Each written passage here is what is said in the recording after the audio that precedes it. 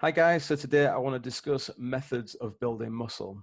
So how can we build muscle? In my opinion, there's three main areas that go into this, which are metabolic stress, muscle damage, and mechanical tension. So metabolic stress is essentially when we create a low oxygen environment, hypoxia, which consequently leads to a buildup of lactic acid and other metabolites. So when you go into the gym and you get that muscle fullness, that muscle pump, and that burning effect, that is generally due to increased effort from exercise and fatigue that releases systemic hormones that all goes into helping build more muscle.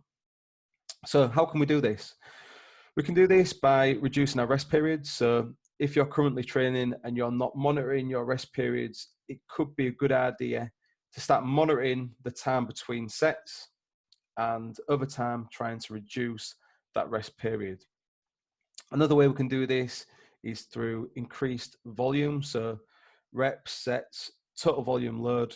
This all goes some way to helping with that metabolic stress. So there's other things that we can do as well. So advanced training methods that I adopt for myself and my clients are a good way to induce metabolic stress. And one thing that we can do is use a partner to help assist us on different exercises. So a good example might be, imagine you're benching in the gym and you're struggling to get out those last couple of reps. You could essentially get a partner to help you lift or take some of the loading of that weight and help you get out an extra couple of reps. Another thing that we can do is supersetting. So essentially two exercises back to back. These can be argonist and antagonist, front and back, or they could be just targeting one muscle group in particular. Giant sets is an extension of this, so adding maybe a third, fourth, fifth exercise into the equation. And 21s is another method that I use now and again. Good example could be bicep curl. So using different portions of the lift. So you could do lower to mid for 7 reps, mid to upper for 7 reps, and then 7 full reps, full ranges of movement to essentially extend that set. So the next thing we're going to look into is muscle damage. So mechanism of action. Basically, the body detects changes in the shape of the muscle fiber during contractions and loading.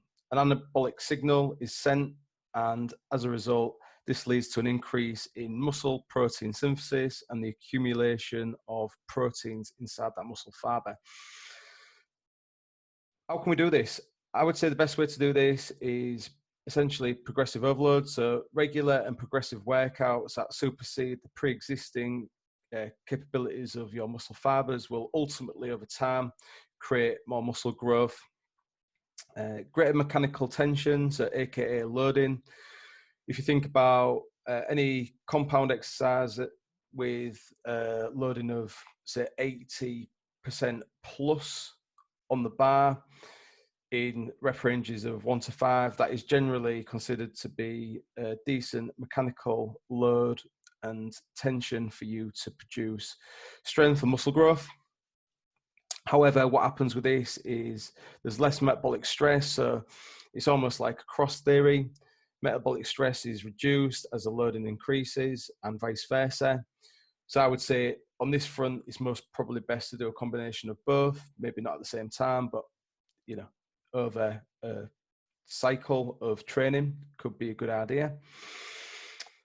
Fiber targeting. So fiber targeting is another way in which we can create muscle growth. So fast twitch fibers tend to be the bigger ones, and as a result of this, we want to be doing exercises that generally stimulate this type of muscle growth. So compound exercises, again, they're going to stimulate those faster twitch muscle fibers. Moderate weight and high rep sets also can produce anabolic effects, because as you go throughout that set, what will happen is those slow twitch fibers that generally help us to do longer working sets get fatigued, and then the faster twitch have to come into play to help the body assist that movement. Stimulating reps is a really important thing to consider. So appropriate loading, regardless of that rep set, is super important. So rep ranges that create a high level of fatigue yield the best results for hypertrophy. So basically, you just need to work hard during those sets and make sure that towards the end of that set, it's pretty difficult. Other things that we can look into as well that maybe are not to do with mechanism of action is mental toughness. So mental toughness, in my opinion, is something that can be built up over time. So for example, a new client that comes to me, they're doing exercise and they go, the intensity of it is 9 out of 10. Give them a couple of weeks and they might actually perceive that intensity to be a lot lower. So I would say it's a skill that can be built up over time. And you've just got to be honest with yourself about this as well. You know, you can go into a workout with a negative mentality and everything feels heavy. And then you can do exactly the same on another session with a more positive state of mind, and that rate of perceived exertion could be a lot lower. So having a training partner is another thing that I think is a fantastic tool for building muscle and just helping you progress in general, really. As long as that training partner is on the same wavelength as you, it's going to help massively with your progress. Programming and goal setting is another thing that I think will help with muscle growth. So if you're just rocking up to the gym and you don't have any particular goal in mind, that's going to be really hard for you to progress. But if you have a specific goal in mind with, you know, week to week progression, that is going to be far superior to just winging it, in my opinion. Music is another tool that I adopt, and I think it's a really good thing that you can use to help with stimulating muscle growth and helping you get in the zone when you're performing your rep sets and workouts. Meditation is something that, you know, would be seen as potentially polarized when it comes to training, but if you have a better state of mind going into the gym and in day-to-day life, I dare say that you're able to focus more on the task in hand and produce better results. And another one that you can adopt as well is detachment. So I use this quite a lot when I'm training.